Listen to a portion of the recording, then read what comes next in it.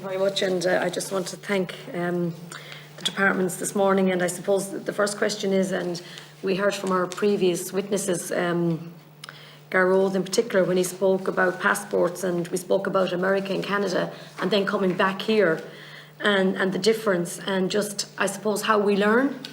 And that was a huge issue for me. But the other issue is, I suppose, on time scale, because this is all technical, and I think we're all learning from this. But my biggest fear, and I've learned this through politics and life, and I think all of us have, when you're dealing with 3 or 4 different departments, it's an absolute nightmare. You're actually going from foreign affairs to justice to health to children. And while everybody's doing their best, and that's not in question, but it becomes a huge issue because one department will take a lead on this and someone else will take a lead on that. And then you're in a situation where, unless it's actually led by one particular party or one particular area, it just doesn't work. And I just find, even with just over the years with different issues, it becomes a huge barrier. And one department will blame another department on time scale, and someone else say, oh no, you filled that in wrong, that doesn't go to this department, we have it all online, but look, it doesn't work. And I just feel for us, and I think for the government to succeed on this legislation, that we need to have one particular, whether it's going to be justice a leader, whether it be children or whatever. But I just think, what do you see is your biggest hurdles when you're all trying to work within remits of different departments? And sometimes you're dealing with departments that you probably don't even know who you're dealing with, because, you know, people come and they go and they switch and they swap. And I always find that that is an issue that I think we need to have a designated, 2 or 3 people that can lead this.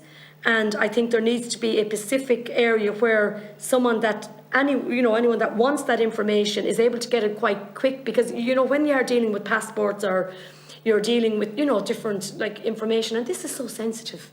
We are dealing with such sensitive information here. We're dealing with people's lives and how they're affected, and so I am just, that would be my biggest concern from this. And I just feel that we need to now make sure that we all work together on this. I think there has been a bit of delay, as we all have seen over the years, and I think, and I think the one thing I've learned from meeting the witnesses over the last few weeks is their stories are just absolutely heartbreaking, because they want the system right. They want to be able to have a system, a legislation that they want, that they can work from. So they don't want to do anything wrong. They just want to have a system that fits, a system that's right. And we are not delivering on that. And I think we are failing really badly here. So that would be really my concerns from today. And maybe you might come back to me. And again, look, I just want to say, I know that you're all doing your best as you can within your own departments.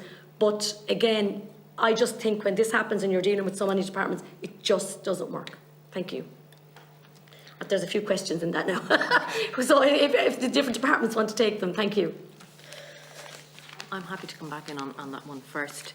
I suppose for ourselves, because we are dealing with the international element of the surrogacy, is our primary focus. While we would absolutely welcome a legislation that would streamline the process for us, there's always going to be an element for us that we have to abide by local law. Which does add in a different nuance for us. So while a streamlined process domestically, yes, that will be certainly of benefit and would streamline the process, it wouldn't be, I suppose, possible for the process to also work for every country that a family may go to. And the local law, when we get a family going to a country where we haven't dealt with before, that can take longer, because we need to establish what the local law is in that country and tweak the process to fit where necessary. So absolutely would welcome a streamlined process, but there's always going to be challenges for our own department in that regard. Okay, I just think it's something maybe that us as a committee need to look at. I think it's very serious, and I just think that this legislation is so crucial that we've always spoke about a 3-month time limit here. But it just doesn't seem possible with all the different departments, and how we can actually maybe try and get one source that can just lead on it, and then at least we'll know, and working with the different through kind of an area out to or something. But look, thank you very much anyway, but I just have concerns about that. Did you want that question also? Yes, please. Yeah.